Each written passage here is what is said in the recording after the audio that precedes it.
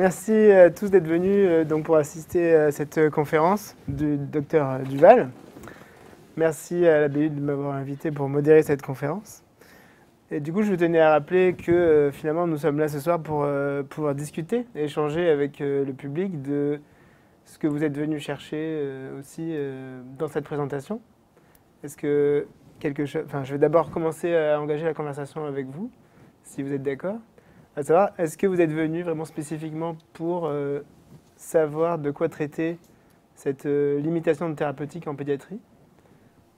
Ou est-ce que vraiment vous êtes venu pour plutôt vous renseigner sur une thèse de médecine, des études, etc. Comment on fait une étude? Oui, allez-y. Plutôt directive anticipée par rapport, en général, directive anticipée par rapport à la pédiatrie et en général avec tous les patients. D'accord. C'est ça qui m'intéressait. Du coup, c'est vrai que c'est des règles d'éthique qui sont quand même très très complexes à être éditées dans la loi. Tout à fait. De toute façon, on travaille actuellement avec l'espace éthique régional on a une réflexion avec l'espace éthique sur les directives anticipées. Donc, on a plusieurs réunions de travail là-dessus pour la faire remonter à la conférence nationale éthique. D'accord. Donc, on travaille un peu là-dessus et c'est très intéressant. Et j'étais surpris la dernière fois que beaucoup de professionnels de santé, médecins, infirmières, cadres, ne connaissaient pas les directives anticipées et la loi de santé. Mais vraiment une ignorance. Alors que dans le numéro Prescrire de novembre, il y a quand même une revue essentiellement médicale, il y a un très bel article de fond sur la fin de vie, les directives anticipées, la personne de confiance, qui est vraiment dans cet article. Alors c'est vrai que du coup, on va rejoindre un peu les résultats de travail du docteur Duval. Par rapport à ça, dans les conclusions, c'est quand même que finalement, de ce que Thomson a dit, il y a quand même beaucoup de médecins qui, à ce jour encore, n'ont peut-être pas la pratique de faire ces informations-là à la famille. C'est ça. Alors, c'est vrai que son étude, elle date de 2009. Alors, c'était il y a 10 ans maintenant, mais elle est quand même assez évocatrice de la connaissance. Alors, c'est toujours pareil. C'est aux États-Unis, dans 2 États, donc c'est pas la même population. On aurait pu penser qu'en France, les choses sont différentes. Ça serait effectivement intéressant de faire peut-être une recherche là-dessus, mais il semble quand même que c'est quelque chose qui n'est pas bien connu, de base sur les soins palliatifs en général. Je pense qu'autour de vous, si vous discutez de ça, les soins palliatifs, ça évoque la quasi-totalité des cas, la fin de vie, alors que ce n'est pas du tout ça. Et parfois, même au sein des équipes médicales, et même dans les services de réanimation qui sont pourtant plus habitués à être confrontés à la fin de vie et aux limitations thérapeutiques, et aux soins palliatifs, du coup, c'est parfois quelque chose qui est mal connu. Alors, oui, dans quelle mesure est-ce que les professionnels ne connaissent pas, ne comprennent pas ou ne savent pas du tout que ça existe peut-être, les limitations thérapeutiques? Dans quelle mesure est-ce que c'est mal connu ou ça fait peur parce que c'est un mot un peu compliqué peut-être, une formulation un peu particulière? Ça, c'est difficile de faire la part des choses. Du coup, c'est vrai que c'est une question particulière parce que on peut aussi distinguer ce qui se passe en pédiatrie de ce qui aurait éventuellement été publié pour des populations adultes. Alors c'est très difficile de faire le lien puisque dans les populations adultes, par définition, les gens sont adultes, ils ont déjà vécu, ils ont une histoire, ils ont pu avoir une façon de voir leur vie et éventuellement envisager leur suite, leur entre guillemets dégradation. Alors c'est des termes un peu brutaux, mais tandis qu'en pédiatrie, on est sur un début de vie, sur des gens, des personnes qui n'ont pas encore vécu finalement. Et c'est quelque chose qui n'est pas facilement accepté par le public. On considère comme normal, entre guillemets, qu'une personne âgée décède, puisqu'elle est âgée, mais pas dans le cadre d'un enfant. Et on est confronté à la loi également, qui dit que les parents ont l'autorité sur leurs enfants jusqu'à leur majorité. Et dans le cadre de la santé, ce sont les parents qui prennent la décision pour leur enfant, pour les soins et les thérapeutiques que les enfants reçoivent. Alors, il y a quelques autorisations pour les médecins en cas de menace vitale de passer outre les décisions parentales. Alors, on pourrait trouver des exemples, mais un refus catégorique d'un parent à un traitement antibiotique dans une infection bactérienne, par exemple, on passera outre. Alors c'est une situation un peu simple et qui ne représente aucune difficulté. En revanche, il y a certaines situations plus difficiles. Et on pourrait soulever des discussions éthiques assez longues. On pourrait prendre l'exemple, alors ce sont des choses qui ont existé, d'une personne qui disait qu'elle voulait pas de prise en charge, pas d'acharnement pour une prise en charge sur une chirurgie digestive pour son bébé, parce que cet enfant serait handicapé de toute façon au vu de sa maladie. Et donc elle disait que c'était de l'obstination déraisonnable, alors qu'avec la chirurgie, l'enfant a un potentiel et de qualité de vie satisfaisant. Et dans ces cas-là, on est dans une discussion complexe entre quelle est la part de l'autorité parentale, dans quelle mesure est-ce que le médecin doit passer outre sur une question éthique. Alors cette situation, elle est relativement simple finalement, puisque le devenir et le pronostic est bon. Donc le médecin peut dire, bah non, là on n'est pas dans de l'obstination déraisonnable, parce que derrière on a un pronostic d'avenir, mais c'était pour vous donner un peu le genre de choses auxquelles on peut être confronté. Et dans le cadre de maladies chroniques, comme on a pu traiter dans notre étude, la situation est d'autant plus complexe que ce sont des maladies qui sont, pour certaines, évolutives, qui vont entraîner une dégradation progressive avec une aggravation et de plus en plus d'hospitalisation et de prise en charge, avec une difficulté des parents aussi, ce qui est assez logique, de voir leur enfant se dégrader et d'envisager qu'on puisse ne pas faire telle ou telle prise en charge, parce que de toute façon, au final, les choses aboutiront à un décès, puisque la maladie évolue dans cette direction. C'est vrai qu'on est dans le cadre d'une étude aussi où les enfants sont déjà polyhandicapés. Et c'est un peu à l'image de patients adultes. Si on a des polyhandicapés, ça doit être sans doute une population de gens qui ont aussi des limitations thérapeutiques. Peut-être un peu plus en proportion que dans la population pédiatrique. Chez les adultes, je ne sais pas. Chez les enfants, notre population, c'était les enfants qui étaient déjà polyhandicapés, ce qui simplifiait, entre guillemets, plus la tâche, puisque l'enfant est déjà dans une situation avec un problème chronique, avec, comme je le disais, une atteinte motrice et cognitive, qui fait que déjà, son autonomie est réduite. Pour certains, c'était des choses, on va dire, acquises, un traumatisme sur un accident par exemple. Pour d'autres, ce sont des maladies qui évoluent. Dans les deux cas, on est sur une situation qui est déjà avancée.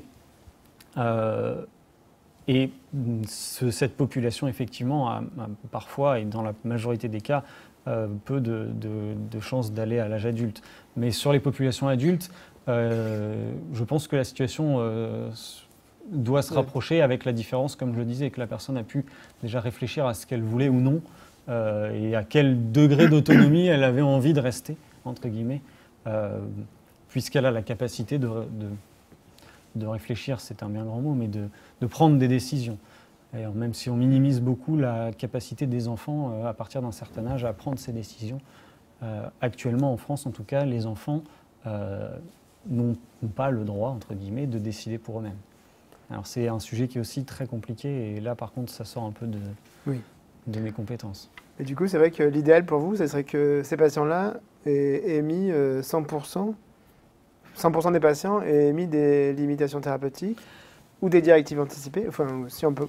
Oui, on pourrait plus dire directive anticipée. Après, il faut quand même se rappeler que le projet de limitation thérapeutique, comme on pouvait le voir sur la fiche institutionnelle tout à l'heure, peut-être de dire on prend en charge tout, on fait tout. C'est-à-dire qu'on ne limite rien, parce qu'actuellement l'évolution est telle que, effectivement, on est dans un polyhandicap, on a une atteinte cognitive et une atteinte motrice, mais finalement, la qualité de vie qui découle de cela est largement satisfaisante au vu de ce qu'on peut estimer avec les critères d'évaluation, de confort, de douleur, etc. qu'on a à notre disposition. Et donc on ne limitera rien. Là où par contre, ce serait très intéressant, c'est d'avoir 100% des enfants atteints de ces genres de maladies avec un projet, qu'il soit de limitation active ou non. Enfin, c'est-à-dire qu'on limite plusieurs ou un certain nombre de thérapeutiques ou qu'on ne limite rien. Parce que ça veut dire qu'on en a déjà parlé. Finalement, la situation qu'on cherche à éviter, c'est la situation où des parents arrivent avec leur enfant en réanimation pédiatrique dans une situation aiguë, donc un problème brutal, on pourrait dire proche d'une fin de vie ou avec un risque de décès imminent, et que le réanimateur s'approche des parents en leur expliquant le risque de décès et que les parents n'en ont jamais entendu parler. Et c'est une situation qui est bien évidemment d'une brutalité terrible, avec une confrontation à un décès potentiellement imminent qui est excessivement difficile entre guillemets, à encaisser. À l'inverse, une famille de patients qui arrivent dans la même situation, mais pour lesquels on a déjà dit que malheureusement l'évolution sera vers le décès et que peut-être que la prochaine hospitalisation en réanimation sera l'hospitalisation où leur enfant décédera, c'est pas plus facile, mais ça ne simplifie pas la situation de manière totale, mais du moins c'est beaucoup plus facile à vivre pour les parents et ça apaise la tension qu'il peut y avoir, l'inquiétude, l'angoisse, etc., puisque c'est une situation qui a déjà été anticipée. Et donc finalement, c'est le but de ces directives anticipées. Et du coup, pour ça, est-ce que vous ne pensez pas que dans le parcours du patient, il faudrait que vous soyez aidé par notre corps de métier Alors, effectivement, médical ce serait... ou paramédical, je ne sais pas. Alors, c'est difficile à dire C'était par déjà le cas. qui. Actuellement, un enfant qui a un polyhandicap, il est suivi par un neuropédiatre, un pédiatre, un médecin traitant, plus ou moins un réanimateur si jamais il est passé en réanimation. Et un certain nombre de personnes ont été impliquées dans la prise en charge de cet enfant. Est-ce que ces gens-là peuvent pas... Et on pourrait idéaliser que le médecin référent, le neurologue par exemple, soit celui qui mette en place cette démarche. Après, comme je le disais, ça nécessite un consultant. Donc, le plus souvent chez nous, c'est l'équipe de mobile de soins palliatifs qui vient. Après, ce sont des équipes qui sont régionales, donc qui ont énormément de travail. Mais c'est vrai que si l'équipe mobile pouvait avoir plus de monde peut-être, ou organiser des choses systématiques, les médecins référents, on pourrait leur proposer d'amener des dossiers en disant voilà, je vous apporte le dossier de tel enfant qui a telle et telle chose, il s'est passé ça dans sa vie, qu'est-ce que vous pensez qu'il est raisonnable ou non de faire? Ce qui permettrait d'échanger sur le dossier d'une part, pour pouvoir être plusieurs à discuter d'une prise en charge la plus adaptée, et puis éventuellement après de proposer aux parents en disant on a pu discuter de ce qui se passe et voilà qu'est-ce qu'on propose. Tout en sachant, comme je le disais, que dans le cadre de directives anticipées, les parents doivent donner leur accord, puisqu'on n'est pas encore de l'obstination déraisonnable. Est-ce qu'il y a d'autres questions dans le public?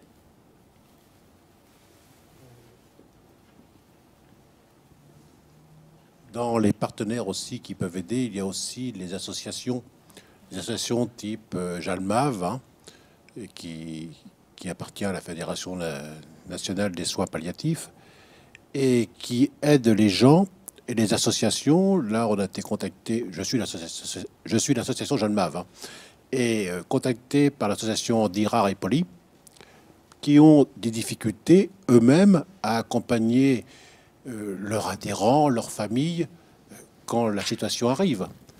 Donc, ça peut être aussi une autre approche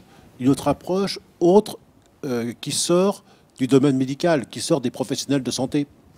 On sait que les gens, c'est une expérience entre patients, entre gens qui ont la connaissance, mais qui ne sont pas dans la connaissance médicale. Donc, ça peut être aussi une autre source. Le fait aussi que, quand vous disiez que les gens ne connaissent pas les directives anticipées dans le secteur, ça ne me surprend pas, parce qu'on part de tellement loin quand même. Faut pas. C'est 2005, hein. Avant, il n'y avait rien. Oui.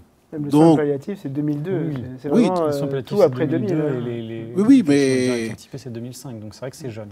2005, c'est ça. Et il faut bien se rappeler aussi que les établissements de santé, les hôpitaux, étaient dirigés par les hommes en noir. Si maintenant elle est dirigée par les hommes en blanc, c'était les hommes en noir, c'était le clergé, les prêtres, qui étaient un peu, qui faisaient la pluie et le beau temps dans les établissements de santé. Donc forcément, à cette époque-là, moi j'ai connu des établissements, où c'est que c'était l'homme en noir qui régnait dans l'hôpital. Hein. Donc forcément, la mort, c'était pas avec eux qu'il fallait en parler. Hein. C'était notre approche. Hein. Alors après, sur juste ce que vous dites par rapport à ça, je sais qu'il y a plusieurs, au niveau national, le CNEF et d'autres grands groupes religieux, sont en train de rechercher justement à rédiger des directives pour leurs fidèles. J'ai entendu ça sur les formations en périnatologie à Paris, pour justement pouvoir proposer des choses actualisées, parce qu'effectivement, comme vous dites, il y a jusqu'à peut-être pas très longtemps, en tout cas dans le milieu de l'Église, c'était parfois peu abordé comme sujet, donc pour pouvoir clarifier les choses. Après, il est vrai aussi que malheureusement, beaucoup de médecins ne le savent pas. Alors les plus jeunes On en a été, enfin en tout cas moi j'y ai été beaucoup confronté. Peut-être un gros biais de mon activité de néonate, parce qu'effectivement on est très souvent confronté à la fin de vie en néonatologie, même si ça paraît un peu étonnant. Peut-être que je me fais des illusions en me disant que les médecins de ma génération sont plus alertés sur les directives anticipées et sur les soins palliatifs à cause de ça.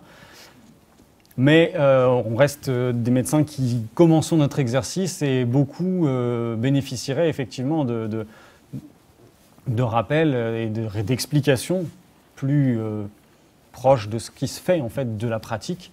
Parce qu'un texte de loi, c'est vrai que la loi, c'est la loi. Normalement, on est censé la connaître, mais c'est parfois un peu obscur et les formulations utilisées sont parfois un petit peu difficiles à comprendre. Et proposer ce genre de choses, comme on a pu le voir, ces fiches Transpalia là, qu'on a à Caen, qui sont très techniques, très, très pratiques, aiderait probablement beaucoup les médecins à proposer, à parler de cela avec leurs patients. Et qui sont institutionnalisés, du coup. Et institutionnaliser cela serait procédure, effectivement une bonne chose, oui. Et du coup, est-ce que le fait de faire cette... Ah, pardon. Excusez-moi, il y a une question. Oui, bonsoir. J'avais justement une question par rapport à cette thèse que vous avez faite. Alors, j'imagine qu'elle vous sert au quotidien dans la relation que vous pouvez avoir avec les patients et avec donc du coup les familles. Et est-ce que vous vous en servez aussi du coup pour essayer de sensibiliser vos collègues? Parce que là, on voit, vous faites une présentation ici dans un milieu qui amène justement une certaine population à du coup à y réfléchir parce qu'ils travaillent aussi sur cette thématique-là ou en tout cas sur la thématique médicale. Mais donc, est-ce que vous vous en servez au quotidien ou en tout cas régulièrement pour sensibiliser vos collègues ou que ce soit sur Paris ou aux collègues ici? Alors, juste pour dire pour Paris, la formation à laquelle je suis, ce sont des personnes qui sont entre guillemets à la base des réflexions vis-à-vis de la loi. C'est les principaux interlocuteurs de l'État pour la rédaction des lois d'éthique qui font cette formation. Donc, ce sont des personnes qui sont très calées dans le domaine. Pour ce qui est dans ma pratique quotidienne, j'ai la chance d'être dans une équipe relativement jeune qui, pour la plupart, sont sensibilisés à ça. Après, c'est vrai que j'ai l'intention, alors, et comme vous avez pu le voir, j'ai encore un desk et un DU en cours, donc là tout de suite, j'ai pas eu le temps de me lancer vraiment là-dedans, mais j'ai l'intention de voir avec l'équipe de soins palliatifs de l'hôpital du Havre pour essayer de refaire un peu le screening de tous les dossiers de patients suivis dans l'hôpital en partant des patients les plus handicapés, pour les enfants en tout cas, avec les neurologues, puisque c'est eux qui les suivent le plus souvent. Et reprendre un petit peu les choses parce qu'on a été régulièrement, enfin à plusieurs reprises confrontés à des situations, comme je le disais tout à l'heure, où les parents arrivent à l'hôpital avec un enfant très handicapé. Malheureusement, on ne leur a jamais dit que leur enfant pouvait mourir. Donc je pense que je vais essayer d'organiser au moins une réunion avec les neurologues et puis avec les différents pédiatres pour discuter de ça. Mais dans le cadre d'un fonctionnement de service, c'est une réunion qui n'est pas facile à organiser d'une certaine manière. Il y a un certain protocole à suivre et une certaine démarche qui va nécessiter un peu de temps. Mais j'aimerais, en tout cas c'est un projet que j'ai dans mon travail, de commencer, au moins là où je suis pour le moment, à essayer de revoir, institutionnaliser quelque chose pour justement traiter de ces dossiers. Et après, avec les autres médecins, voir aussi dans quelle mesure c'est faisable et dans quelle mesure est-ce que ça va être facile ou non à réaliser avant peut-être de le proposer à d'autres. Mais pour le moment, déjà essayer de voir sur le terrain, en pratique, comment est-ce qu'on peut mettre ça en place. Parce que les intervenants sont multiples, comme je le disais, et finalement, ce sont quand même les médecins infirmiers qui connaissent le mieux les parents et les familles, finalement, et qui peuvent nous dire si, non, là, commençons par ces patients-là, qui sont probablement avec des parents plus sensibilisés à ça déjà, pour mettre en place, et puis après, essayer d'augmenter le nombre de personnes qui seraient potentiellement touchées par ça. Merci. Du coup, je sais qu'en France, on a l'habitude aussi de par le monde, de dialoguer et d'instaurer ce genre de travail dans des sociétés savantes. Donc, je sais qu'ils s'organisent des fois en sous-groupes de travail, comme par exemple, il y a un groupe de travail en pédiatrie, en pharmacie clinique. Est-ce qu'il y a une société savante de réanimation pédiatrique qui aurait organisé au niveau national une réflexion à Alors, ce il y a niveau-là il y a la Société française de réanimation pédiatrique. par laquelle vous pourriez passer en fait pour essayer Alors, d'étoffer cette étude C'est pas encore quelque chose que j'ai creusé. La Société française de réapède existe, c'est une certitude. Ouais. Je pense qu'il Après, serait aussi... J'ai pas encore, j'avais pas pensé à aller, effectivement aller les voir, à aller leur poser la question pour voir dans quelle mesure ce serait possible. On va demander à David Brossier, Ouais. votre directeur de Du thèse. coup, ouais, en fait, il y a un groupe francophone de réanimation et d'urgence pédiatrique, le GFRUP. Et à l'intérieur de ce GFRUP, il y a plusieurs commissions. Il y a notamment une commission éthique, en fait, qui travaille sur tous les aspects éthiques qui touchent à la réanimation et aux urgences pédiatriques. Donc, effectivement, les limitations thérapeutiques, mais aussi ce qui tourne autour des morts encéphaliques, des dons d'organes, des choses comme ça. Donc, effectivement, il y a déjà des réflexions. Christophe citait les travaux de Robin Kremer, qui est un réanimateur pédiatrique qui travaille à Lille et qui, depuis des années, en fait, a l'essentiel de son activité de recherche sur cet aspect, justement, des maladies chroniques et de l'escalade thérapeutique et aussi des limitations thérapeutiques. Parce qu'en fait, une idée, quand je lisais votre thèse, c'est que finalement, le fait que ce soit rétrospectif, monocentrique, c'est vrai que c'est quelque chose qui est un peu limitant. Oui. Enfin, on se dit qu'on pourrait essayer d'aller plus loin, mais on se demande aussi comment on peut organiser ça. Et au final, je me dis qu'à une échelle d'une société savante qui regroupe déjà des professionnels, on peut peut-être faire appel à cette expérience-là pour savoir comment organiser en multicentrique un suivi quotidien ou qu'ils émettent des recommandations, qui puissent être suivis à un niveau et qui se servent de la législation et aussi justement de ce travail de thèse que vous allez sans doute bientôt publier. Oui, effectivement, on a un article qui est en cours qui est traduit, qui est en relecture de traduction et qu'on soumettra le plus vite possible. C'est ce qu'on espère du moins Et oui, c'est vrai pour le publier. Ça, c'est vraiment très important d'avoir fait une thèse. Comme on l'a dit, bon, on revient un peu sur la méthodologie de la thèse, mais d'avoir fait la thèse, c'est une chose. Mais sur un sujet aussi délicat, c'est pas pour dire qu'il y a des thèses plus élaborées que d'autres, mais quand même, quand on apporte quelque chose et qu'en tout cas, on soulève un problème très particulier qui peut toucher beaucoup de monde, c'est quand même très important de le faire savoir. Et un moyen de le faire savoir, c'est quand même de publier ce travail. Donc c'est vrai qu'on peut saluer quand même aussi là, la qualité du travail qui a été fait, parce que vous n'avez pas sans doute été obligé de retourner derrière pour reprendre des données. Enfin, j'espère que Non, on n'a pas eu besoin. ce ne sera pas le cas dans le premier reviewing de la publi, et que du coup, ça va pouvoir glisser, entre guillemets, et que ça va apporter des nouveautés sur ce sujet-là assez rapidement. C'est espéré. D'où l'importance de ce que je voulais dire, c'est que de publier ces travaux de thèse, c'est quand même assez aussi important. Et j'encourage du coup ceux qui essayent de regarder cette vidéo pour ça, de justement publier leurs travaux de thèse exercice. Oui. Du coup, j'avais d'autres questions. C'est vrai que c'était un peu en rapport avec ce que vous disiez tout à l'heure. C'est qu'est-ce que ça a apporté dans votre pratique ? Est-ce que le fait de faire cette thèse, qu'est-ce que ça a modifié pour vous dans le regard sur la famille de ces patients ? Est-ce que ça a changé votre manière d'aborder les choses ? Qu'est-ce que ça vous a appris ? Ça m'a déjà appris qu'est-ce qui existait et qu'est-ce qui était possible dans ce domaine. J'étais majoritairement confronté, comme je disais, à la néonate, où c'est une situation brève finalement. Les quelques fois où j'avais été confronté à des situations de réanimation pédiatrique, comme je les ai citées, ça avait été très compliqué et effectivement, peut-être que je suis...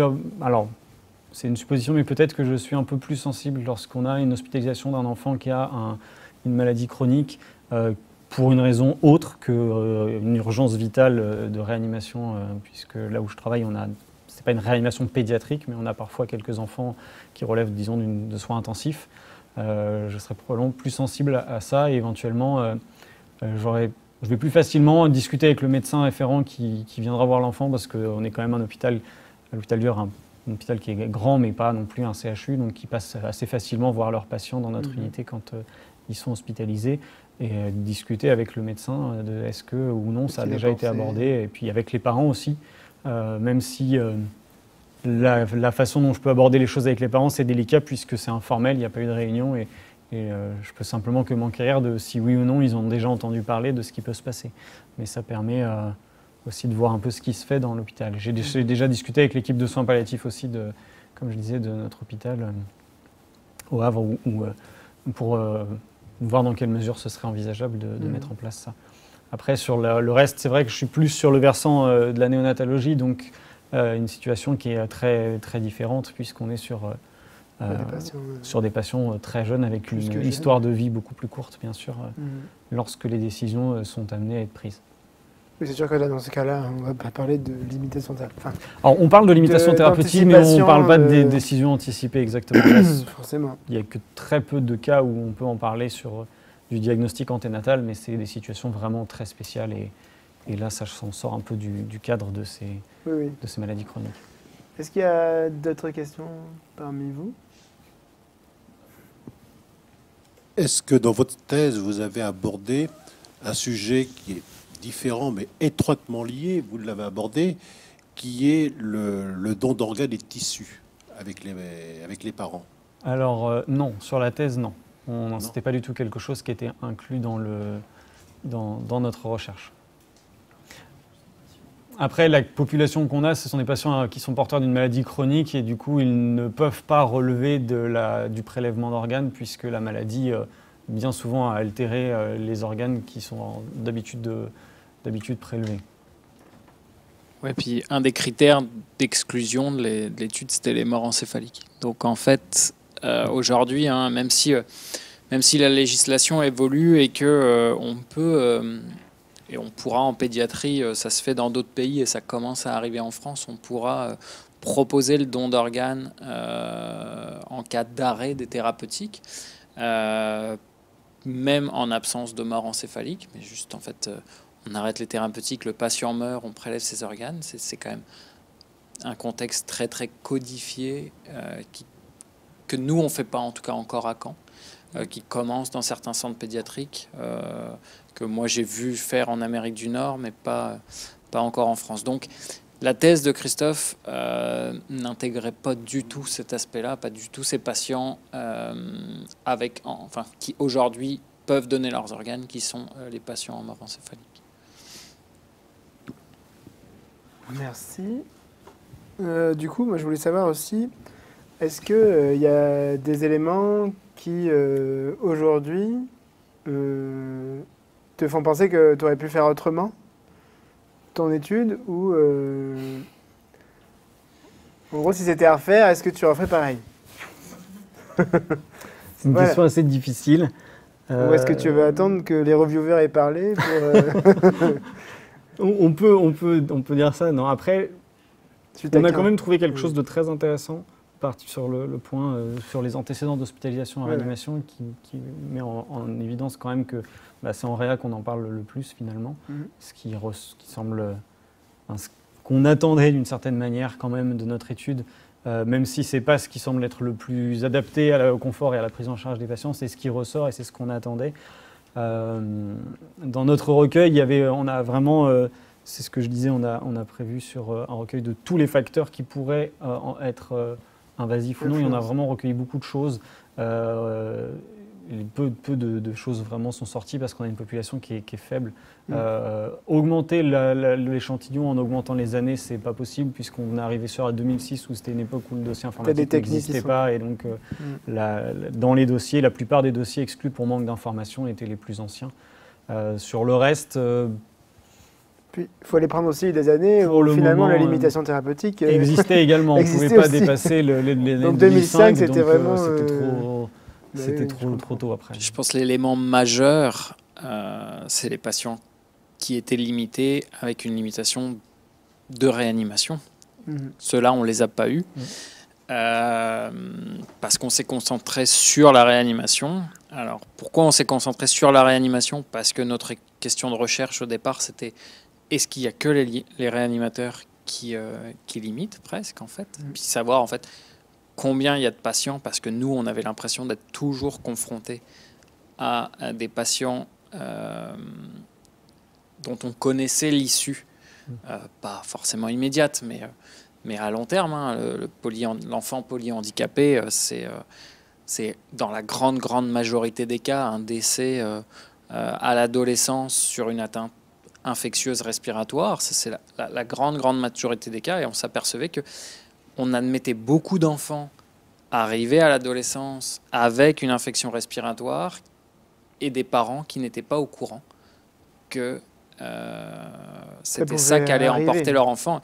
À titre d'exemple, moi j'ai déjà vécu une situation où je dialoguais avec des parents et je leur ai expliqué ça, et ils sont devenus avec les larmes aux yeux. Donc je me suis dit, oui, effectivement, c'est une situation triste. Et ils m'ont dit, leur enfant avait 15 ans, hein, ils m'ont dit, c'est la première fois que quelqu'un nous dit qu'il va mourir probablement avant nous, et ça nous soulage parce qu'on n'arrête pas de se demander qui va s'en occuper quand nous, on sera morts. Et en fait, voilà, c'est cette problématique-là. Et on voulait faire, nous, un peu un état des lieux, de savoir, est-ce que vraiment on attend toujours que les patients soient en réanimation pour parler de ça à ses parents, et comment on fait pour accompagner ces familles, mais aussi ces professionnels de santé qui n'arrivent pas forcément à franchir le pas de la limitation. Aussi parce que des fois, quand on est médecin référent, on est presque devenu de la famille de cet enfant-là, et que ça devient aussi difficile pour soi. Donc, on a effectivement voulu répondre sur la partie réanimatoire, et la façon dont on a monté l'étude nous a fait perdre probablement des patients qui avaient peut-être eu une limitation pour dire il ne va pas être admis en réa.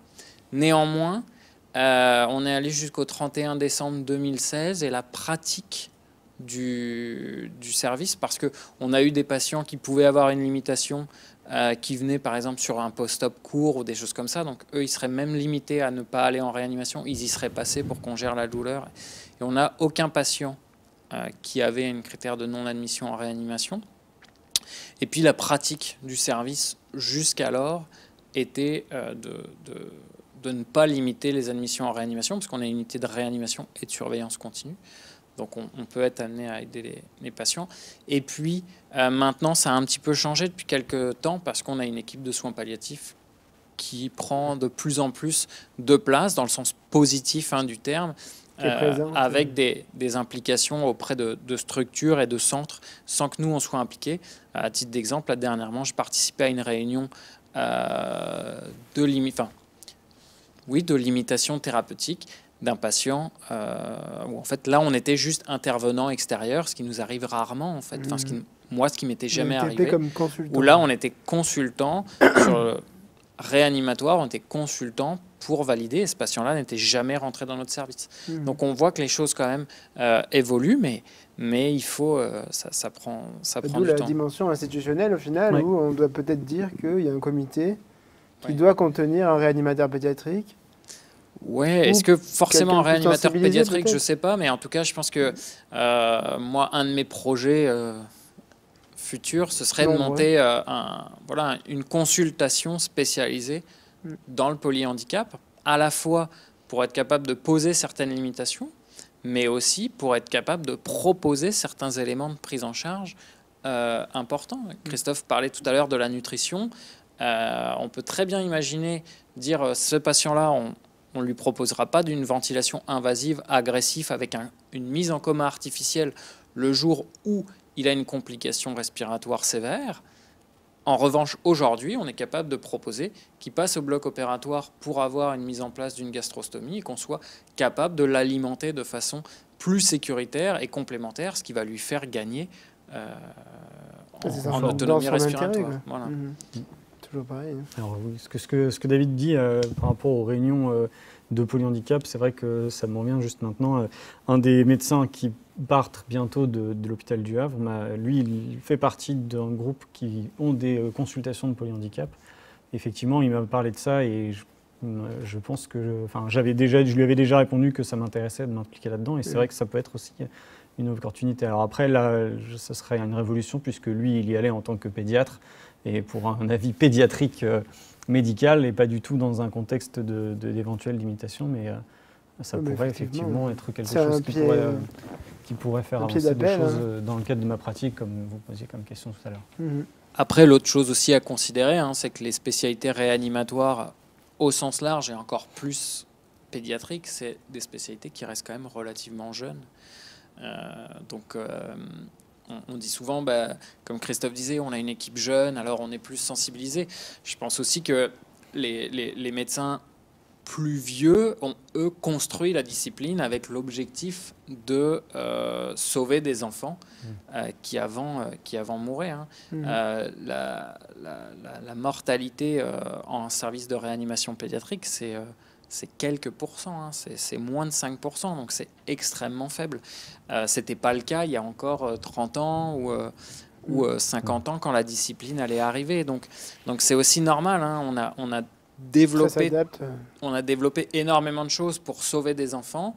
Maintenant, on s'aperçoit que c'est pas sans conséquence, on en sauve, mais dans de bonnes conditions, dans la majorité des cas. Puis, on s'aperçoit que c'est pas toujours le cas. Donc aujourd'hui, on commence à plus se poser la question.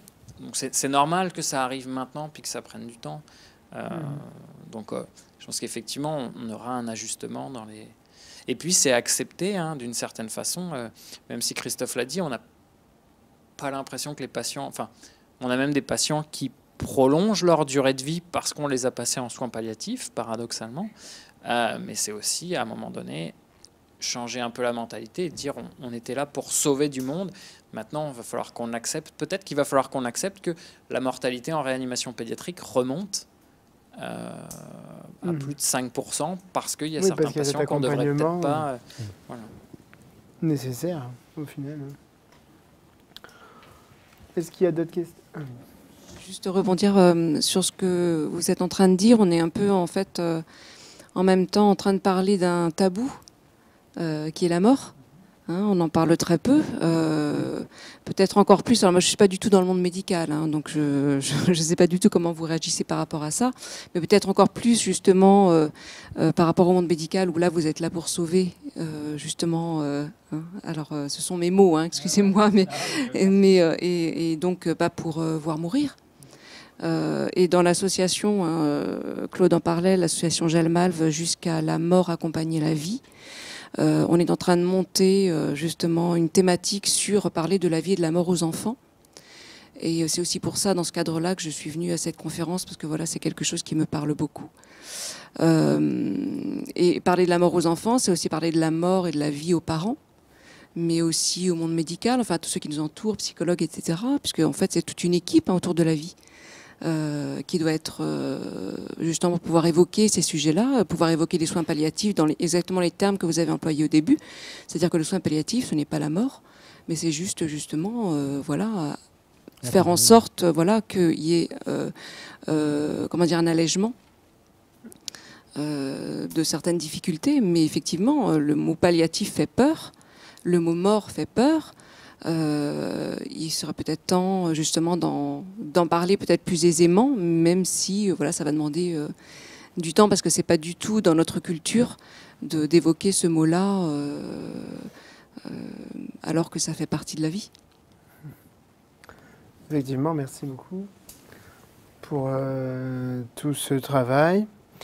Alors j'avais peut-être une dernière question, savoir du coup maintenant, si jamais la publi passe, je pense que je vous le souhaite, comment est-ce que vous pourriez faire pour faire quelque chose de plus prospectif? Est-ce que c'est possible? Alors, il y a deux axes, je pense, on avait discuté un petit peu. Il y aurait de dire qu'on institutionnalise à l'admission en réanimation pédiatrique tous les enfants qui ont un polyhandicap, de faire une réunion multidisciplinaire, pluri-expertise, avec la discussion d'une systématisée en fait, à chaque fois qu'un enfant qui a un polyhandicap est hospitalisé en réanimation, de dire voilà, est-ce qu'il a ou non déjà eu une discussion sur un projet de limitation thérapeutique et de le faire, ou alors de s'orienter vers les médecins référents et d'essayer d'organiser, comme David l'a dit, une réunion de polyhandicap avec les différents médecins, avec les soins palliatifs, l'équipe de soins palliatifs, avec donc ça ferait partie de la prise en charge d'un patient. De la prise en charge du patient en disant une fois par an, par exemple, c'est comme ça, un peu des idées comme ça, mais une fois par an, de dire il faut que le dossier soit traité dans cette consultation multidisciplinaire afin d'optimiser la prise en charge du patient, d'une part, et puis éventuellement de mettre en place ce projet, et même si les premières années, le projet peut très bien dire on ne limite rien parce qu'actuellement l'enfant ne nécessite... Oui, parce qu'après, en termes de méthodologie, après vous avez tous les critères que vous aviez déjà repris. Ça peut être aussi ça que vous allez observer finalement, après avoir fait toutes ces systématisations, entre guillemets. Oui. Donc en gros, je trouve que il y a déjà une part de travail, d'un travail futur qui serait déjà avec des critères déjà prédéfinis, quoi. Ouais, je pense que ce qui serait aussi intéressant, je pense, dans un objectif prospectif, ce serait aussi juste une enquête nationale de prévalence. Dire un jour donné, dans tous les services, combien vous avez de patients avec une limitation, puis qu'est-ce qu'ils ont, puis justement regarder les critères qu'on a pu identifier, puis trouver les facteurs. Une belle cartographie. Déjà, ça permettrait, et dans les services de pédiatrie, et dans les services de réanimation. Ça, ce serait un travail assez intéressant. Encore une fois, plutôt rétrospectif. Non, non, parce que si on le fait en étude de prévalence, ce sera allô, bonjour, vous avez reçu le papier, puis vous pouvez remplir aujourd'hui, là on va le faire sur la ventilation des patients chroniquement ventilés bientôt en international. Donc faire une étude de prévalence sur ça, ce serait déjà un premier élément prospectif qui serait assez intéressant et puis sensibilisant à l'échelle nationale. Ok. Merci beaucoup. Donc, je ne sais pas combien de temps on a. Est-ce qu'il y a encore des questions parmi le public? Du coup, moi, j'ai terminé. Je vais arrêter de te bassiner. En tout cas, merci beaucoup. Encore merci pour cette invitation à la BU pour faire les thèses en poche. Oui, merci d'être venu du Havre. Bon, c'est pas très loin. C'est vrai. C'était une bonne occasion et effectivement, c'est toujours intéressant de discuter sur ces sujets. Donc, non, ça m'a vraiment fait plaisir de pouvoir venir parler avec vous. Je trouve en effet que c'est important de pouvoir réunir des gens autour de ça en proximité immédiate pour faire connaître les sujets sur lesquels aujourd'hui on fait des thèses d'exercice. Et sur les sujets d'éthique qui sont très souvent sujets à polémique et même parfois dans les médias où on entend plus ou moins de choses, des choses parfois qui sont un peu... Et des débats beaucoup plus houleux que ce qu'on a eu ce soir. Difficile, effectivement. Oui. Merci beaucoup. Merci. Merci à toi.